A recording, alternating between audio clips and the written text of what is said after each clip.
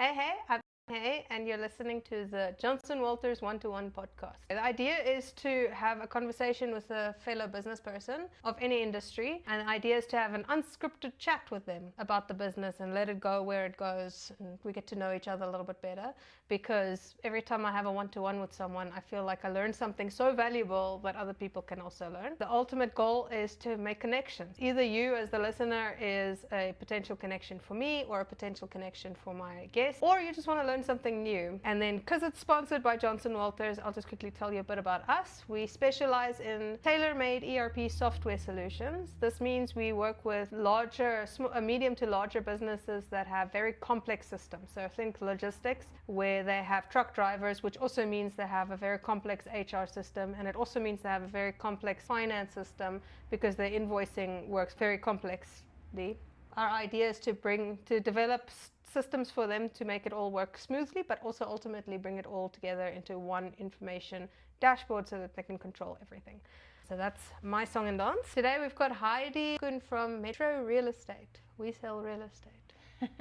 Welcome. Thank you, Annie. I am from Metro Real Estate, and our our slogan is "We sell real estate." So it's that's our main focus. Okay. And Metro is yours, hey? You're not just a estate agent in Metro, it is Heidi. Yes, Metro Real Estate is my agency. I have 24 agents already. We are mostly based in Bloemfontein, but we have agents in Polokwane, in Naboomspruit, in Kroonstad, and in Leeupoort, close to Tabazimbi, and also one in Cape Town. And always looking to branch out with some more agents all over the country. Oh, that's awesome. Sorry about that. You specialize in buying and selling and not rental. Yes, yeah, we definitely do not do rentals at all. I know a lot of good rental agents that I can refer my clients to, but we specialize in residential and commercial, but mostly residential sales and buying and selling. All right. Is commercial a bit more difficult? It's a little bit more specialized, and there's less commercial properties available. Even in Bloem? There's a lot available, but the price needs to be right. And I think after COVID, there's a lot of places that's standing empty because people start working from home. So the the need for commercial space is not as big as it used to be. Is that since COVID, or is that just the new generation, new time of our lives?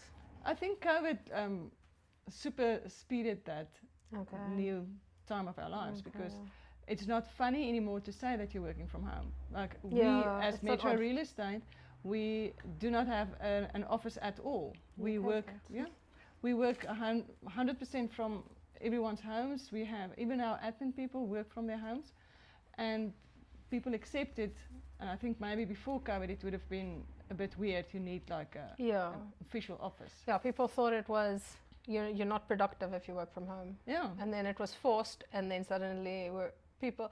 I know of we were with a company when we were transitioning, from pre-COVID to COVID, and then after COVID, and you saw it was frowned upon to stay at home and work from home. Then you were forced to be virtual, and then afterwards, then the employees started like pushing for the virtual stay-at-home work. Yes. For me personally, I didn't like being at home. I like my previous house was quite a bit smaller, but that's not the point. I like being social and in people's faces. Yeah. But the thing with agents, you're not at home the whole time. You are basically in the streets working. Yeah, you have to, and you have to meet people, and you you have to show people the houses. I mean, I can't imagine. How often do you have people that buy a house without having seen it? Is that actually a thing? It happens. Oh, really? It happens. Not so often, but it does happen. Especially people from like a different city. Yeah, but we do prefer to have at least someone that they know and trust to come and have a look at the house. Because I can take a video of everything, but the video might miss something. I might miss something. So you want someone to just come and feel the house before they buy. Exactly. And we as I don't know. We bought this house about February last year, so it's a little over a year now that we live here. But we obviously went through the whole buying and selling of houses, and the amount of money, what do you call them? They don't care for quality at all. Agents, they don't care for quality, they care for the sale. Yes. And of course, unfortunately, if you were given a house to sell that is now falling apart, you have to somehow make the sale. Yes, but in different countries, like in America, for example, you have a selling agent. You've got a mandate to sell a property, and that's your only priority. And then you've got a buying agent. So you get a mandate from a client to find me a house. So you've almost always, the way I understand it, I might be wrong, you've got two agents. In South Africa, even if I have the buyer and the seller, at the end of the day, my main priority is actually with the seller. So it's a bit of a difficult situation. So especially at Metro, we really try and make sure that everyone is happy in the transaction. Okay. So yes, the house has got problems, but my buyer needs to be aware of that. Yeah. There's always going to be surprises that no one knew about. Of course. And sometimes the seller might know about it, but they're so used to it, they don't realize it's a problem. Now a new set of eyes move in, and now you realize this is a problem. So, but the communication and having a very good contact and knowing what you're buying is extremely important. And being transparent all the way around. You've got buyers that hide things, but the big risk is with a seller hiding stuff. Sometimes they don't even tell us. But that's why the contract needs to be waterproof as far as possible. Yes. But that's also why someone like Christy, that is an inspector, has the job he has, And they are trying to bring the home inspector thing in more, as a rule. It's going to be a bit of a long road because there's not enough of them that really knows what they're doing, like Christy van Vuren. He actually knows what he's doing. It will be wonderful if that comes in. Okay. But I had a conversation actually with him this morning. We want to now solve a problem kind of from halfway to the end. Yeah. Now having the inspectors, and we have the contracts and making sure everyone declares everything. But we have to start actually at the beginning, the guy who built the house. Now this house has been built years ago, but you've got new developments that's not being done right. Yeah. We actually have to start there to protect the end consumer. Yeah. Because if everything looks pretty, most people will buy and sign and happily move in. They don't know what they're buying. Yeah. But that's a whole different conversation because there's a lot of work to be done there. Like I know that our build on this thing. Yeah. Just from the little bit I learned that that where our building touches the grens. The border. Yeah. The border. It's illegal, right? But it's on our plan, so I'm assuming that happened years before. Yeah. Before it became a, because I understand that the rules keep changing and they keep adapting, and I understand why. But the fact that those are in the plans, does that mean? Well, if it's in the plans and signed off, then whatever process was followed correctly. Maybe they asked for relaxation of the rules because of whatever situation, and the neighbors probably consented to that. Okay. So there are ways around things like that, but when you buy again, make sure everything's on plan, especially if there's like additions to the property. Okay. How long are you in real estate for? I started in 2013 and I joined Metro Real Estate in 2015. Did you buy it over from someone, or was it no, baby? The person who started was Johan Neetlin. So he pulled me in as a partner, and unfortunately he passed away in 2022. So I basically inherited his. Okay. I had to buy it out of the estate, but inherited his part of the business in effect. Nice. Okay. Yeah, so it was very, very sad. That's and the worst word for that. But yeah, it was the worst way to get the agency, but I'm glad. Yeah, I'm glad that you could carry on his legacy. Yes. It doesn't help. A thing dies, the legacy dies with you. The wonderful thing for me was when he was sick and then passed away. The agents that he left me with was extremely well trained, good agents. Wow, okay. So I started from a very solid foundation because I was his partner, but acting more like an agent. He was doing the heavy lifting, admin-wise and legal-wise and things like that. So luckily I had a very, very solid foundation. And the importance of the trained agents is there was, before this entire selling of our previous house and buying of this house, a trained agent was like, is it just one of those things where you need a certification just to do something anyone can do? But we ran into a really awful challenge when we sold the house, where the person went through the entire buying of our property process. They paid a deposit. Yeah. Okay. And then they didn't want it anymore. I think they saw something better. But instead of kind of keeping the communication open and, you know, talking to the agent and whatever, they just straight up had their mother come look at the house, and then afterwards the mother told them they shouldn't have it anymore, and then they found all these problems with the house that we couldn't really prove weren't there before the time, but like, we couldn't prove were there before. I don't know if you know what I mean. We couldn't fight it, but also I feel like we had the wrong people protecting you. The wrong people protecting, and unfortunately the agent that isn't trained, not that he's a friend of ours, so it's not that he did anything wrong, it was just he was completely left not knowing what to do. He didn't know where to, but yeah, we were completely unprotected. Well, I couldn't say completely unprotected, but the people that we would assume should protect us just said it is what it is, even though there was contractual evidence around the way. It is technically not something binding, even though it is, but it isn't. I don't know, that's what they said.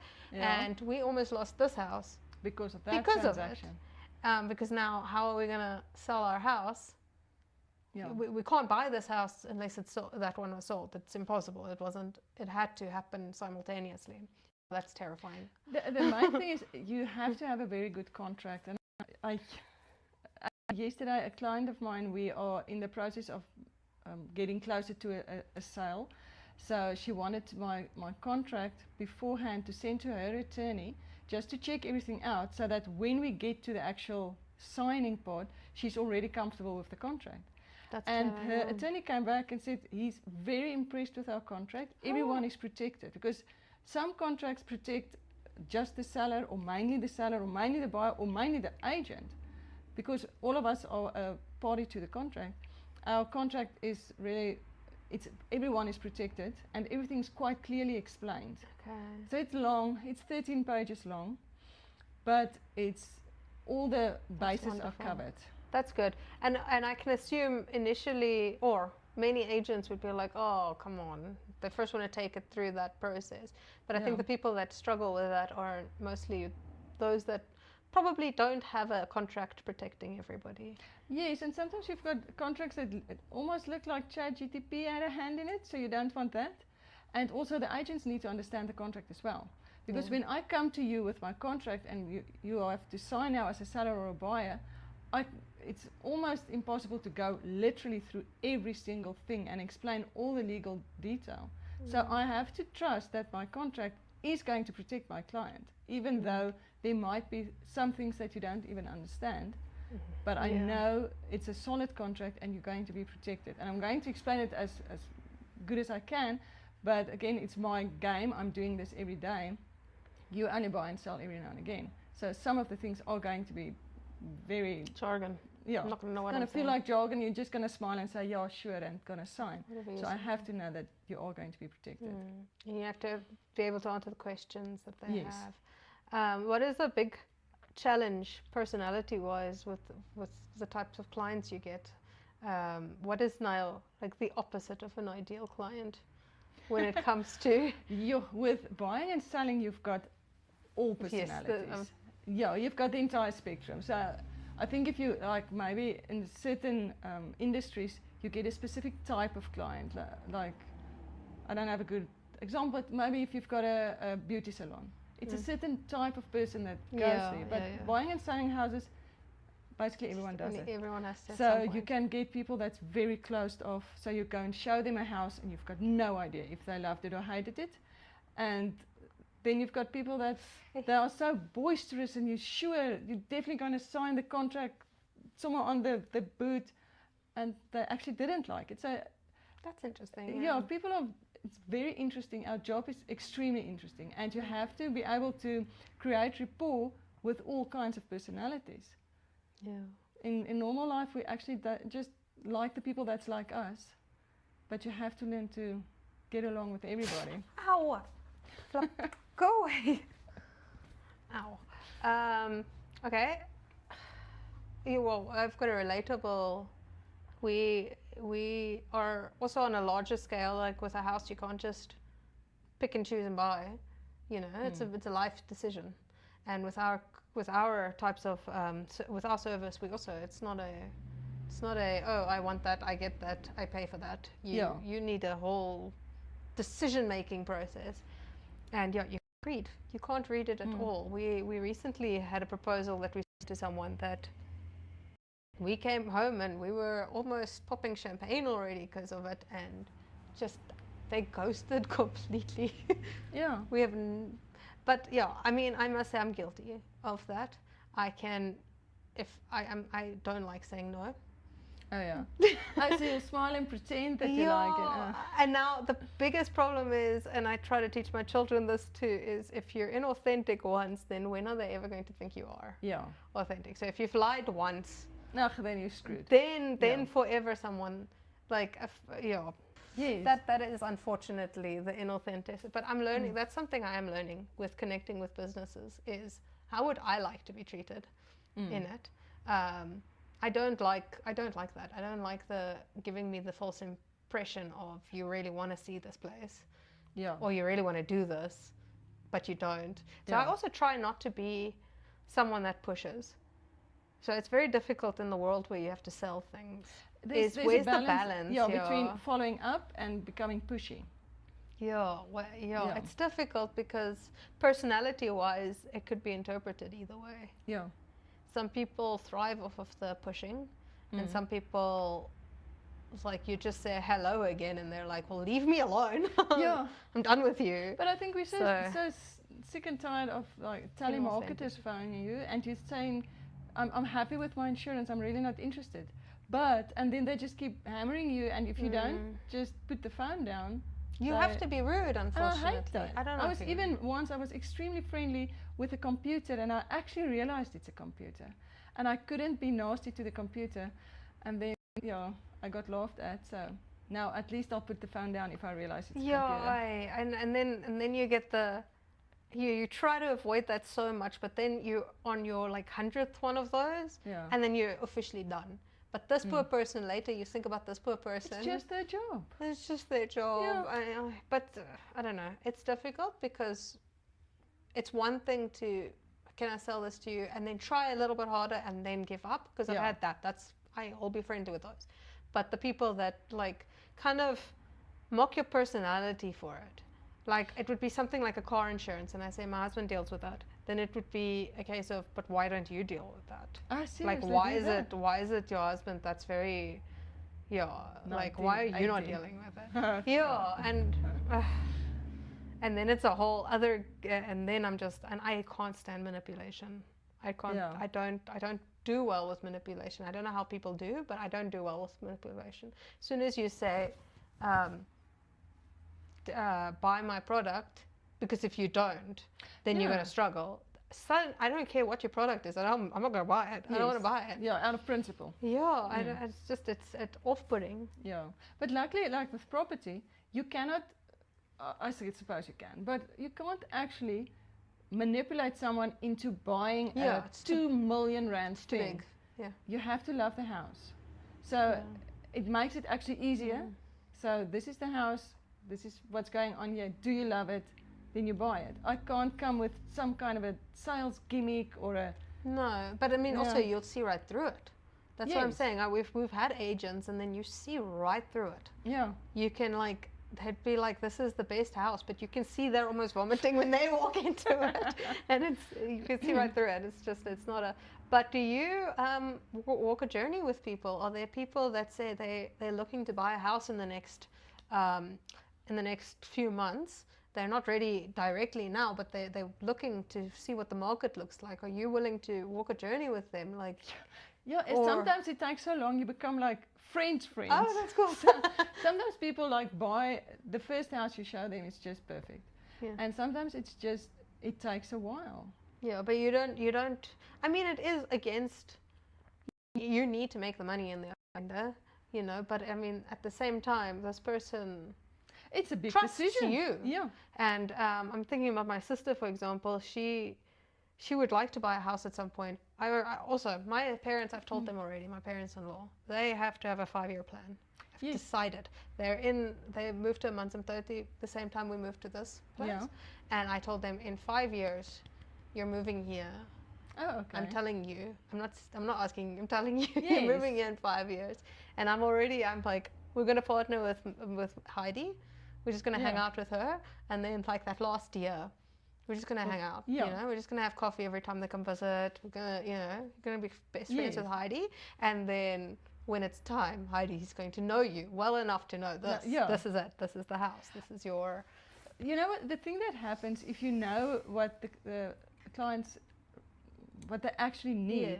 I have clients now, it's a young couple, but they work from home, but the business needs space. So like a normal garage is not going to cut it, not even a double. At the moment they've got a double, it's not big enough. So they were looking in a certain part of town, and I just realized I have a house on the other side of town that's going to work perfectly, but it's not the area that they're looking for. But in the end I convinced them, please just come and have a look. Yeah. Just look. I mean, it's an hour out of your day, just come and have a look. And the house, the garage is humongous. It will take 6 cars, it's double volume, it's really huge. And the house might be a bit too big for them for now, or definitely for now, but for later on it will work. Yeah. But now it's perfect, because for the money that they're spending there, they would have had like there's just much smaller place where they want to be. So now they're buying exactly what they need, maybe not exactly where they wanted it, but it's more than good enough. It's a really nice area still. But I had to be able to understand what they actually need and know to the core. What's going on. Yes. Because also, same with what we do, the user, the consumer, whatever you're the buyer, is they believe they need this, X, Y, and Z, because that's how they understand the product we're giving. So in your case, the property, in my case, the software, we believe we need something that works like this. So in our case, we've specifically said we want more than one bathroom. Okay, but instead of asking why, to get to know me, they thought it's perfectly fine if I can give them an extra bedroom. They're perfectly happy with that. Or if I can, there's agents that did that, where they knew we were in the market, we were looking for a house, and just, I think one of the 7 houses that they offered had an extra bathroom. The rest were all one bathroom. Or same with garage. My husband cares about a garage as a garage. He doesn't want to turn it into a guest house. He's not interested in that. He needs the space, but yet it is, you can turn this into a guest house, or it was turned into a guest house. So it's again, it's you needing to know the user as a user, the buyer as a buyer, not as a sale. But I need to come up for the agents as well. Sometimes you get clients, they want a house that's got these 5 things, and it's like, it has to be like this. And then you hear they've bought something else, and then, but there's not a pool, and it is double story. You said you don't want a pool, and it must be single story, but now you bought a double. So sometimes people think they know what they want, and then it's really, really difficult to find them what they actually want if they don't tell you. So that can take time, and it can be quite frustrating.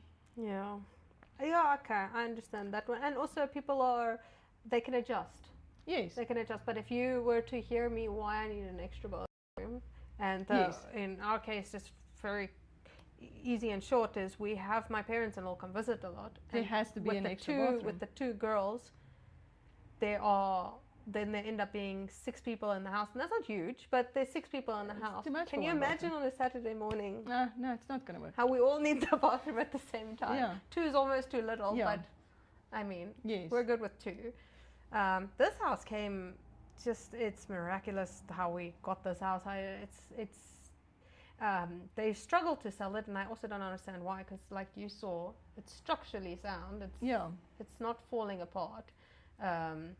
And I mean, it's old school. I don't know. People don't like the wallpaper. Yeah, but people do not always have the imagination to see what you can do with the space. So if the house has got good bones, like this, it's got really good bones. So you can always tile, you can always change colors. Those things are easy, but you'll have to be able to see that. And that's and people can't see that. Yeah, they can't. Yeah, because we're very happy. This is now not just an extra bathroom; it's an extra lounge altogether. It's an extra bedroom. It's the ideal house now, place-wise. Luckily, because of this, I don't think you'll hear it. But it's a busy road. It's permanently busy. A busy road's often much safer, so it's not necessarily bad. For me, I'm very happy, and also our placing that is so close to the bridge. People aren't accelerating here, so when there's like a crash or a whatever, it's normally a few houses down. Okay. And you do get that because people speed up and down this road. Yeah. But our house is safe. But also, safe-wise, you're not going to get people just trying to break in. Everyone can see you. Yeah. You've got a whole audience. Yes. That can see you. Yeah, I'm very happy here. It's loud, but I love my house very much. Yeah. Okay, and then would you like to talk about Manatech and why you're involved? I'd love to. So I'm also involved in Manatech because I very strongly believe that you cannot be dependent on only one stream of income. Doesn't matter what it is. One stream of income in today's life is way too risky. If you are working for someone, it's wonderful getting your salary every month, but you have no idea what's going on there. Something might happen. Or you might be in a job that you actually do not like, but you are stuck there because it's your only source of income. Or you might love your job, but still it's your only source of income. Things change. Yeah. COVID happens. The market changes. You might be in a job where you have to be very active, and then you lose a leg or whatever. There's all kinds of things that can happen that make your one source of income, it's never guaranteed. So you have to have an extra source of income. There's a parable, they call it the parable of the pipeline. Okay. So it's the story of the 2 guys. They live in a small town next to a mountain, and there's a dam high in the mountains, and the town is here. So these 2 guys are employed to go with buckets and get water from the dam for the town. Okay, so up and down, up and down. Then, obviously you get paid per liter. So to get more money, you get bigger buckets. And the one guy is nice and strong, the other guy is not so strong, but they go up and down. Bigger buckets, bigger buckets. And the one guy realized he'll never be able to make more money than he can carry buckets. Oh yeah. So he started creating a pipeline from the dam. So while the one guy was in the evenings at the pub, drinking and whatever, he was building his pipeline. So during the day, his day job, his normal job, he carried the buckets because he needed the money now. But in the evenings, when the other guy was drinking, he was building his pipeline. So he's busy with his extra stream of income. And it took a while. But one day, the pipeline was connected to the town. He could open it up on top, and the water flowed. Yeah. So with any extra thing that you do, if you do something like network marketing, which Manatech, it's their marketing model, or you start in the evenings you have art classes at your house or whatever, it takes a while to get the stream flowing. But once it does, the stream is flowing. You have to maintain your pipeline, but the flow is there, and then you can have more time freedom to do other stuff, maybe create another pipeline or help someone create a pipeline. So that's one of the big reasons why I want to do this for my own pipeline and to help other people create a pipeline for them as well. Okay. Because I love my job. I really love real estate. I love my company. I love my agents. I love doing what I'm doing. But I also love creating something extra and helping people creating something extra. Now, there's a lot of MLMs and network marketing stuff out there. What makes Manatech different for you? Well, network marketing has been around for, I think, 40 or 50 years, under correction. So it's a tried and tested way of marketing a product. Okay. So you can go to a shop and buy something there, but there's shelf space, also marketing budgets, there's middlemen, there's whatever. With network marketing, they remove all the middle stuff, so it's almost direct. That's why it's called direct marketing, from the company to the consumer. So it's just word of mouth marketing. So Manatech's been around since 1994, so it's quite a while, where a lot of, especially health and wellness, because Manatech is in health and wellness, it doesn't last long. Reason being, not a lot of science, a lot of hype, nice packaging, make a lot of money, and it's gone because it's not solid. Where Manatech has proven that it will last. Okay. It's got patents on the products. It's on the cutting edge of glycobiology, which has been on, there was what do you call that prize, that Nobel Prize for science was won for glycobiology, I think 2 or 4 years ago. So the science is extremely solid. They have spent millions and millions of dollars to create the products and to make sure everything is science-based, and there's clinical studies on it, human studies, double-blind placebo-controlled studies. So I know the science is solid. I've seen the results in my own life, in people that I personally know, people that I know through other people. So the results are amazing. So now I'm sitting with this extra stream of income where I can help someone create money and get their health back in order. Because if I was sitting here without any energy and with aches and pains, everything is different. I'm just trying to survive through this day. But now I'm sitting here full of energy, I'm feeling well, so I can, if we finish, jump in the car, go to a client or whatever. So everything is better when your health is better. So you can have 1 million problems until you're sick, then you only have one. So it's important to make sure you are healthy and as healthy as possible. So that's why it excites me, the whole business model and the way we can help people is really, really exciting. How long have you been involved with Manatech? I've been using the products now since 2018, I think, and seeing amazing results. And I've started the business now, and in June of last year, I started really working on the business. Okay. Yeah. So did that take a lot of convincing, or did you just? Not at all. The thing was, with Metro and my partner passing away, it was just, I had to survive and get the company up and running again.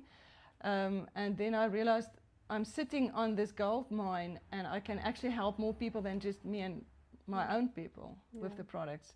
And the magic of network marketing is you see something that works, and it's word of mouth. You tell someone. That's basically it.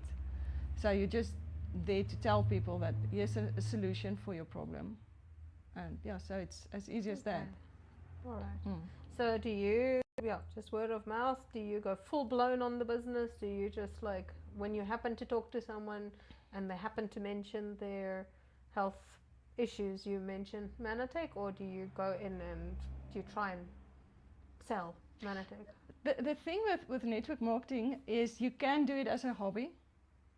So you basically, you tell your grandma or your neighbor.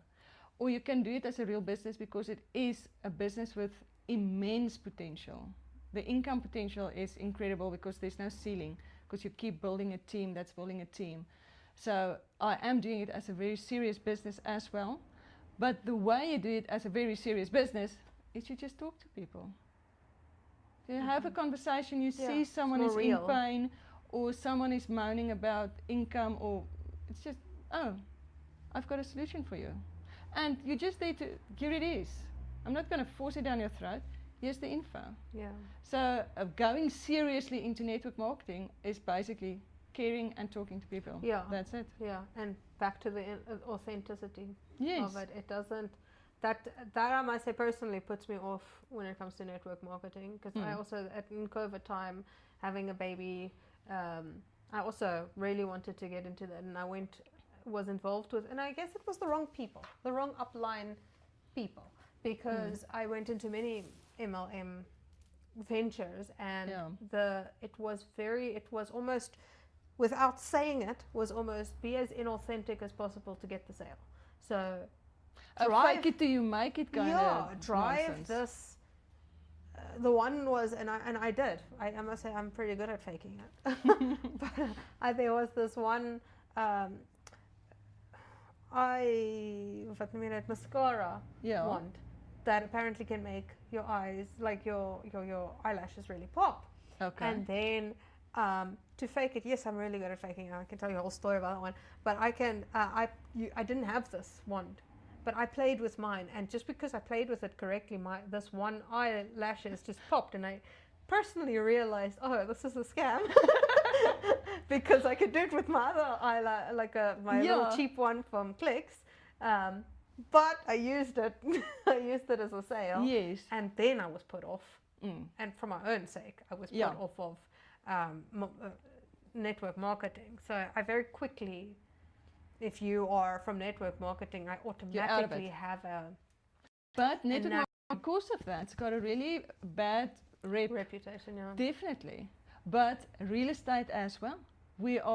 I think it's used car salesmen, and then it's real estate agents. There's not a lot of respect, because some people's experience is they're just there for the commission. As long as it's registering, they don't care. There's a desperation instead of a quality. Yeah. Network marketing the same. So if with anything in life, I'm sure in your industry as well, you can be inauthentic, you can be only there for the money and don't care about your clients. Or in network marketing, or anything in life, you can actually be there because you care.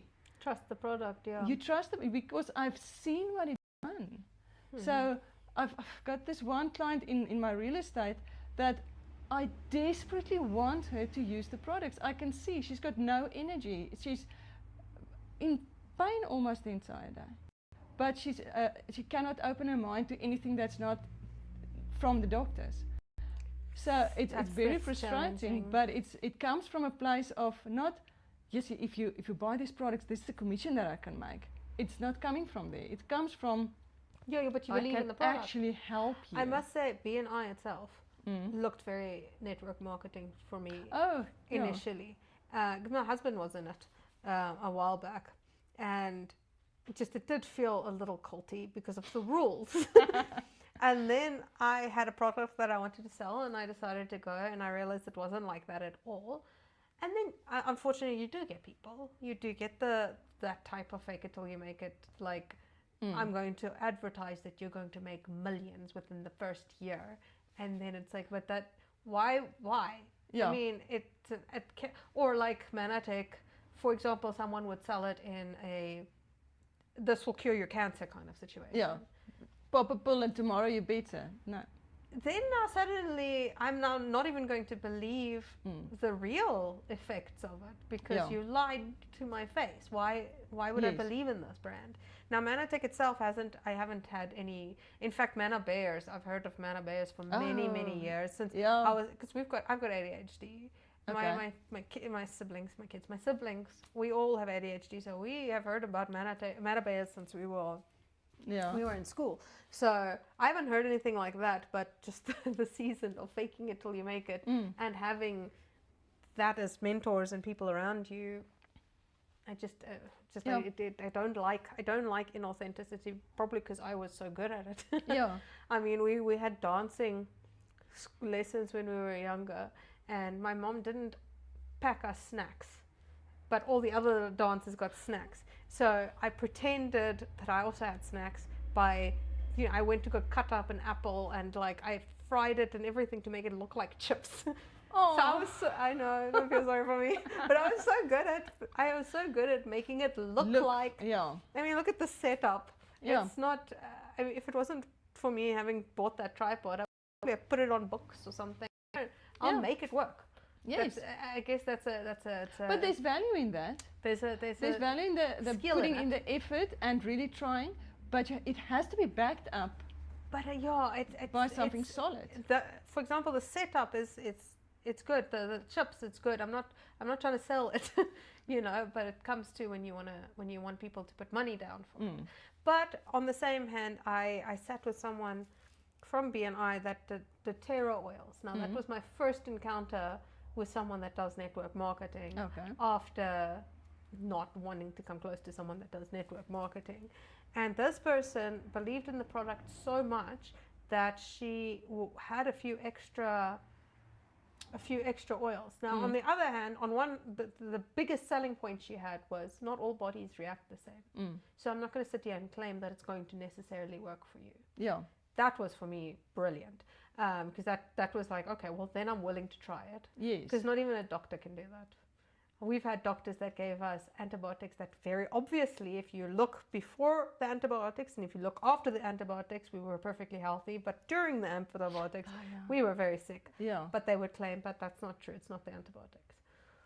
So not even a doctor can do that. So that sold me. It's not that I necessarily suddenly believe in the oils all of a sudden, but now suddenly I'm open. Yeah, open to listen. You've given me room to believe.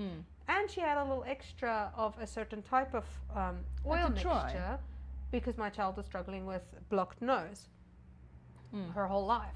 And just the stuff works beautifully but for the one, not for the other. It doesn't open the nose for the one, but for the other one that struggles the most, it opens her nose. Yeah. So suddenly I am much more open to it. So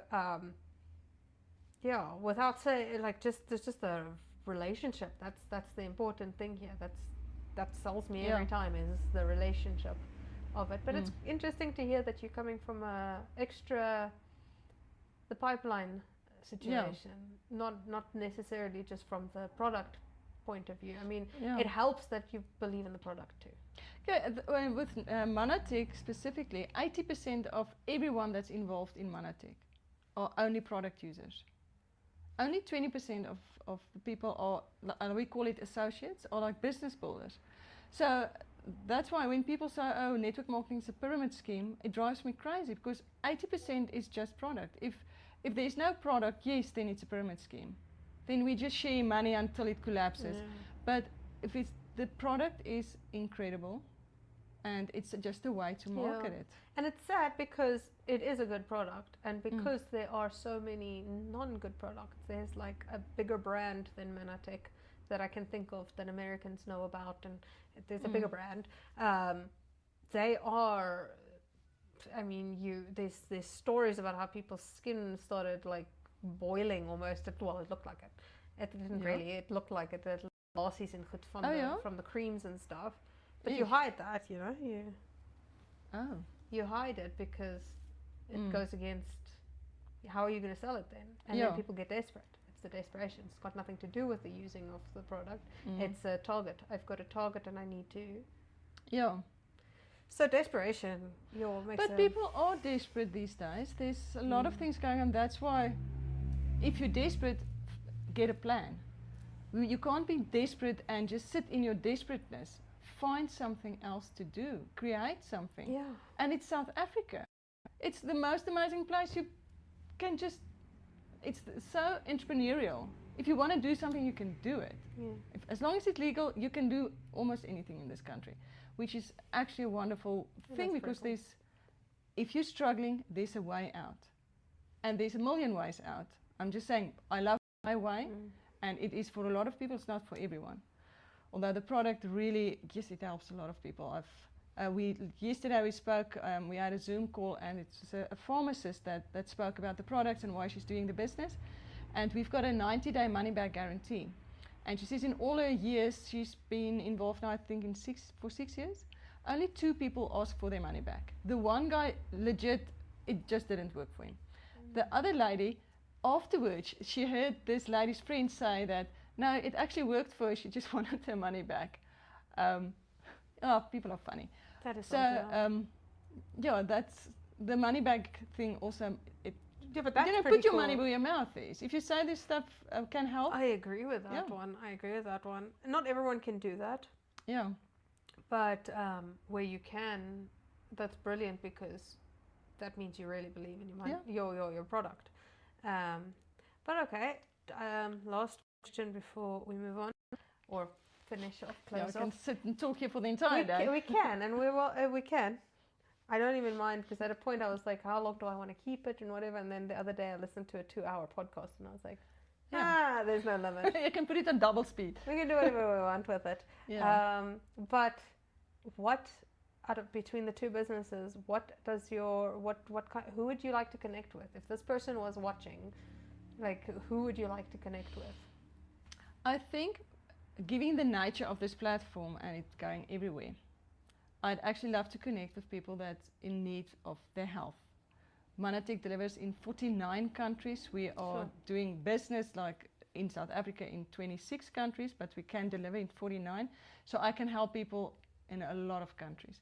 Where with property, it's a bit more Bloemfontein based, but I'd love anyone that's interested in working with a company that really cares about their people and their clients. And like you said, where the branches are as well. Yeah. Okay. So yes, anyone that loves to connect, I'd love to connect. Okay. And then I'm looking to connect with, I'm very corporate club with logistics at the moment with 40 or more trucks. May I ask you a question? Yes, please do. What does ERP stand for? Enterprise Resource Planning. Okay. Now, people said don't use jargon like that, but in the years that I've been in BNI, I'm just like, there's still a name for it, and there is actually, most of my clients know what it is. So they know what I mean when I say ERP, but it's jargon. It doesn't mean anything to what I'm trying to say. So I'm talking about a one dashboard place. ERP is a one system does all systems. So a typical ERP that exists in the world is someone that has is a system that has an HR system and an CRM and a finance and all in one. But the problem with those is they're cookie cutter, if you will. So they work really well, but you have to learn how to use it. It doesn't adapt to your business. You do have really expensive ones like SAP. I don't know if you've heard of SAP. Does it exist? SAP exists. It does exist, and it's really expensive if you want it to be tailored to you, because they do actually, you have software SAP developers all over the world. Okay. I thought it kind of, well, from what I understand, people are very frustrated with it because of the cookie cutter. Okay. It doesn't work for me, or yes, we have to go on like 4-month training to just get the admin person to be able to upload something. And I think that's where I know that's where our tailor-made stuff comes in, is literally the newest client, we have to teach them to think this way, but if the button being there makes your job more difficult, we'll put it somewhere else. Yeah. If you want it ordered in a certain way, if you want the table to like blink, blink, then let me know. I'll put it in. I'll make it work for you. That's the point. But that's when a client is willing to pay extra for that kind of they do flexibility. I must say it is very expensive to do that. And the best way to describe that is, it's like if you I don't know if you know about Chris's other business where they build cars. Custom built something cars. about that, yeah. Now, that's people think I can afford a Suzuki Swift. Okay, so I'm going to go to someone that builds a car. Just build a smaller car. I'm going to pay Suzuki Swift money, but just build me a smaller car, because the Suzukis are pissing me off. Because I can't fit in one because I'm too big or whatever. So build me a Suzuki Swift with a bigger chair, but I'm only prepared to pay you Suzuki Swift money. You know what I mean? Okay. And that is how people see the software as well, as we're building the stuff from scratch. We're building it completely custom to your... But people are like, but I'm not willing to pay 1,000 Rand a month for one that works sort of for me, because it's so frustrating. Yeah. And that's too expensive. So I'm willing to give you 3,000 Rand to build me something that actually works. And I'm like, thank you, that's kind, but that costs about our hourly fee. It's not going to work. Yeah. Yeah, so it's very expensive. So it's also why we're reaching out for larger companies, but also our model is to have a partnership with them for a year at least. So because development is also very difficult, because you're not, it's not a case of this is what I want here, let's build it. It's a case of it adapts all the time. We just built a vehicle list, for example, for our newest client, which is literally just to track all the vehicles. And like you just heard, one of the phone calls was he needed it to work slightly different. Yeah. And so development never ends. It actually never ends. So there's never an official product. And also once you grow and you've got the capacity to grow, our one client has signed up for a 4th year now. Yeah. To partner with us, because he wants to be able to wake up and say, I want to know how to track the driver's sleep patterns. And we can do that. And I want to know, what's the latest one they want to do? Oh, coaching. There's a whole coaching side to how they coach their drivers. Now we've got a whole system that we're building for that. And now we need to be able to track how often incidents happen. But if they bought something just off the shelf, you never there's a chance. I mean, there's so much out there. There's a chance they can get something that has that. But again, they're going to have to throw away most of their system so that they can use this one. Because they can't now still have their very comfortable financial system. They'll have to use the new financial system. Or they can build pieces, but then it doesn't talk to each other. So that's also what people do. This is a really good driver app, and this is a really good finance system, and this is a really good HR system. Yeah. Can people come to you and say, I'm using this finance system, I love this. Yeah. I want to edit this. Can you create me something with my 5 systems? 4 of them I love, the 5th one sucks. I want... Yeah, that's a very good target or client, because where as an ERP system, if they were to go buy a new one, they or already built one, is they'd have to throw all of those away. Yeah. Whereas we mostly in most cases can integrate. Can you bring all the data in? We can, in most cases we can integrate. They are very closed off systems in the world. But for example, we now with our newest client, they have a finance system that we haven't worked with before, but we were able to develop an API. I don't know if you've heard of that. I don't know what it stands for, but an API to be able to, and an SDK. So SDK is to, I think, withdraw information from it. And I don't know what it stands for. And API is to give information. So for example, it's like Sage. So we can get information of their transactions to put on our dashboard. And also every time they update our system or they've sent an invoice, it updates Sage. So we can do that definitely with most systems. Yeah. We can find out how we've had tracking, like vehicle tracking systems that we were able to integrate with. And that's very cool. Yeah.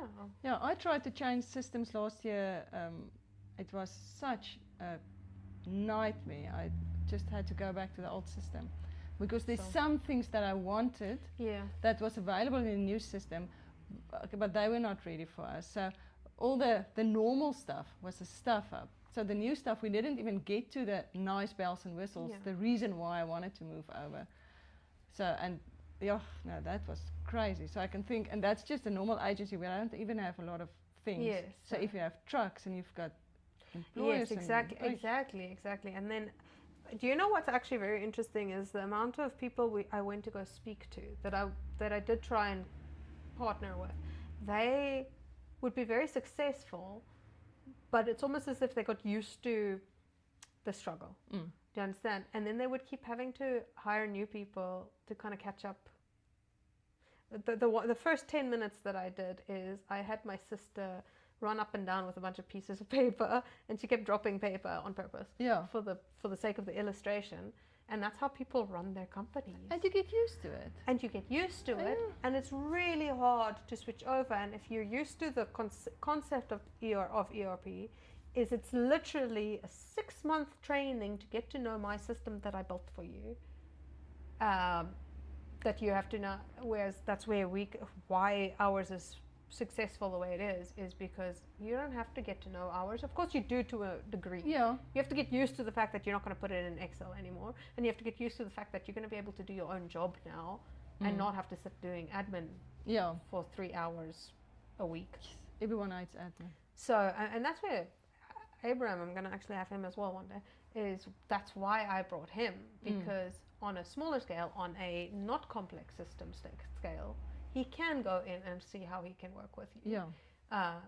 Mine is just, we need a 12-month contract at least. So that doesn't make sense for someone that wants a single system or wants just kind of a maintenance on what they have. Whereas Abraham, that's what he does. That's he can on a smaller scale. He can come write an app for you. He can. But we don't have the capacity for that at the moment. We have 3 developers, and if we can spend 10 hours on 40,000 rand, what we wouldn't spend 10 hours on 4. Yeah. No, for sure. You know, so. But see, we're all in the giving solutions business. But you see now, this is the point of this. This is what I wanted to do here. There's a lot more that you said in this, that what you can ever do, even in your 10 minutes or your 60 seconds or your elevator pitch, or even when you said, I asked questions that you probably don't necessarily talk about with other one-to-ones. So I feel like that's where the value in this comes, is you said something that someone didn't know about. Like you said stuff about Manatech that I didn't know. We spoke about property, things that I did know, but I mean, I don't think the general public knew. Yeah, but it's not, if it's not your game, there's stuff that you just don't know. You just don't know. Yeah. But also, at the same time, there could even be agents out there that heard what you did now, and there could even be agents that are just like, oh, so that's how it's supposed to be. I'm coming to Metro, rather. I'd love to have some hard-working, honest, good agents. Certified. Yeah, we organized that. Oh, is it? How it works, just quickly. If let's say you decided you want to become an agent, you basically start immediately, because it's on-the-job training. You have to be registered with a Fidelity Fund certificate, and then you're an intern. But then you need to be trained. You can't now, I just give you, okay, here's your FFC number, now go sell houses. You need to be trained, and there's a lot of things that you need to learn in the industry. And then later on you do your NQF4 qualification, you write exams, and you become a full status agent. But you can start working immediately under supervision. Okay. Yeah. All right, I understand. Well, that's interesting. Yeah. I forgot what I wanted to ask on that end. But okay. I assume you get, well, what I've seen a lot on boards out there is like couples that are old and heading for retirement that now started. Well, is that a thing? Yeah, there's a lot of agents that keep working late into their like 70s, because it's not a physical job, and if you know what you're doing, it's a nice thing to keep going with. And there's some agents that I know that's really getting elderly, but they care and they know what they're doing. So power to you, go for it. Oh, I do have a question on real estate. How can someone make a job off of it? Isn't it scary? It is scary because you do not get a salary. There's no salary. That's why it's difficult for young people coming into the market. It's difficult for someone with no experience coming in, because you only get paid on registration. So if you start today, chances are you are not going to sell your first house within the next, let's say it takes you 3 months. Sure. Then you're going to get paid 3 months later, because registration often takes about 3 months. Yeah. So you have to be able to carry yourself for almost 6 months and have all the expenses. You have to pay your phone, you have to pay your petrol, you have to, all those things.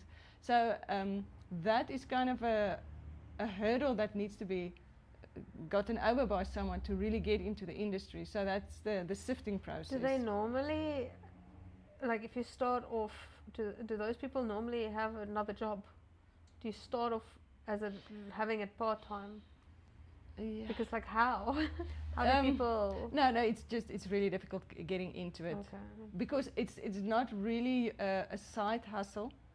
Selling property is actually a full-time job, and then it's the kind of full-time job that gives you options to do all kinds of other things. but it needs to be quite a high priority because it takes a lot of time, and you can't just sell a house every now and again. Otherwise, then you don't make a living.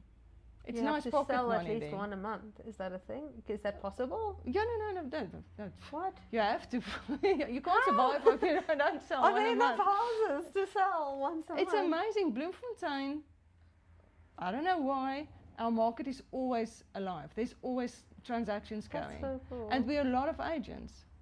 So, yeah, no, property in Bloemfontein is good. It's a good business. Okay. Yeah. And then you have to be really good at managing money because they could be like a month. You've got no idea. 1 month you get like 5 registrations, the next month 0. So you cannot live on what you have. You have to stretch it out. So it's a lot of discipline that's needed. Sure, that Yeah. sounds so stressful. I think every industry and job has a level of stress. No, for sure.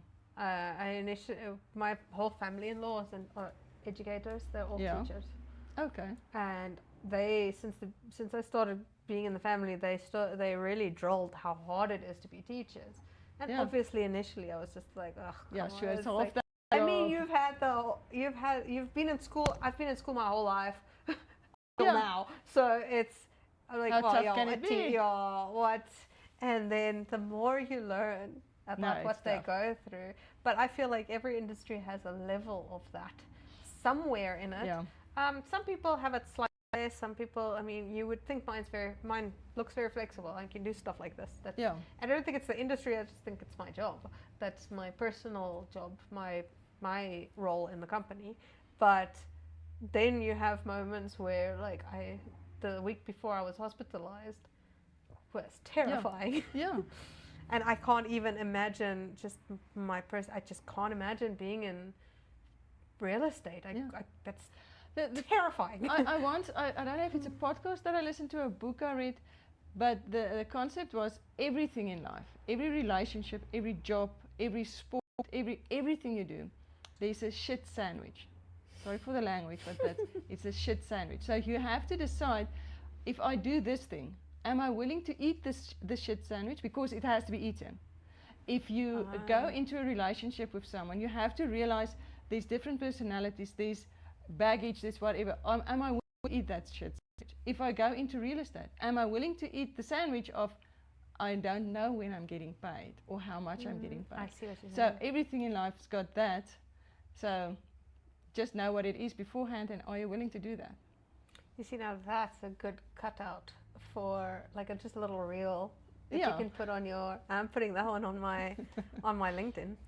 Okay, cool. You see, but that was the idea. It's Yeah. like little snippets of what we've said. There's a snippet of that could be a good 60 seconds for you that you can use. Yeah. That's the idea. I think we've got enough footage now Yeah. that you can play around when you feel like it. No, I'll definitely. But a shit sandwich. I'm sure it's not yours, but it's a good one. It's a very good one. I just can't remember who said it or where I read it or whatever. But I'll it's Google true. it before I make the post, just to give credit where credit is due. Yes. But Heidi said it. I just said it second. Yeah. Okay. Thank you for coming and being my first podcast. I really hope It's been an honor. that it did actually record. And I If quickly it went to didn't record, no. there's the video I know recorded. The microphone says it's recording, but there's no indication. So the only way is to see on afterwards. And then I went to We'll go just look at lip the sync it. went to go look at the road. These are not Yeah. dead yet, so Okay, cool. they're still alive.